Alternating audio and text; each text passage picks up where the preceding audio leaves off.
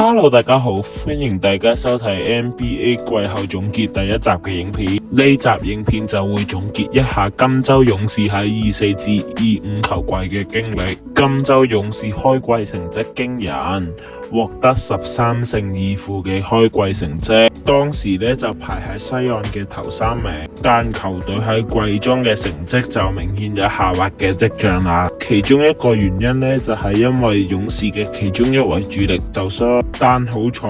勇士喺季中嘅交易來自咗詹美不拿，而當時嘅詹美不拿就帶領球隊由第10名上返去第7名，而去到 Play-in， 勇士擊敗咗孟菲斯灰熊晉級 Play-off 嘅第一圈，喺季後賽第一圈以4-3嘅總場數擊敗咗侯斯頓火箭，進入季後賽次圈。但去到次圈第一場嘅中段，勇士嘅主力 Stephen Curry 即係史提芬居里遇到受傷，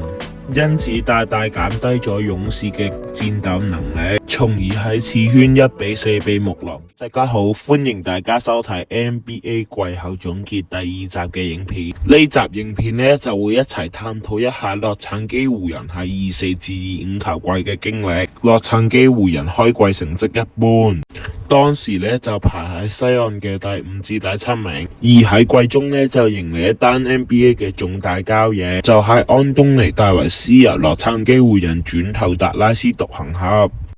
而相反盧卡當石就由達拉斯獨行俠轉投洛杉磯湖人嘅。而盧卡當石加盟咗洛杉磯湖人之後，就大大咁減輕咗大帝勒邦詹士嘅負擔，而洛杉磯湖人就以常規賽嘅第3名進入 NBA 嘅季後賽，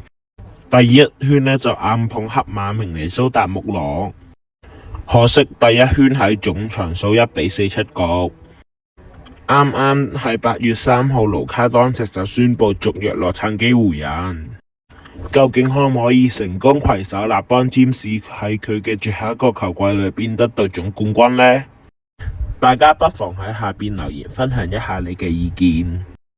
咁今集影片就嚟到呢度啦，我哋下條片再見，拜拜！歡迎各位收睇 NBA 季後總結第3集嘅影片。喺呢集影片，我哋就會一齊探討一下奧克拉荷馬雷霆喺24至25球季嘅經歷。奧克拉荷馬雷霆喺開季嘅時候已經得到非常之好嘅成績，當時已經係西岸嘅第1名。喺季中嘅時候，雷霆嘅其中一位中鋒賀姆格良復出，所以令佢哋嘅實力持續提升。雷霆有咁好嘅成績，當然唔少得基捷斯亞歷山大啦。佢喺常規賽得到最有價值球員 MVP， 去到季後賽嘅時候，雷霆輕鬆以4-0橫掃孟菲斯灰熊晉級次圈。佢哋次圈嘅對手就係丹佛金塊，喺前6場佢哋都鬥得難分難解，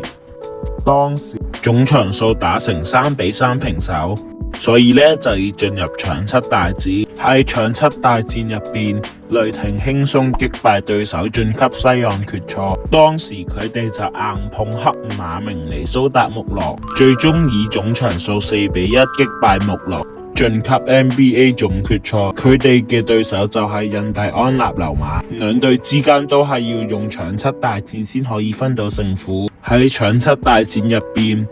溜馬隊嘅哈利堡頓不幸受傷，所以令到溜馬以15分之差不敵雷霆。而 NBA 總決賽嘅 MVP 亦都係屬於基捷斯亞歷山大，究竟佢可唔可以帶領雷霆喺新球季入邊再奪得總冠軍呢？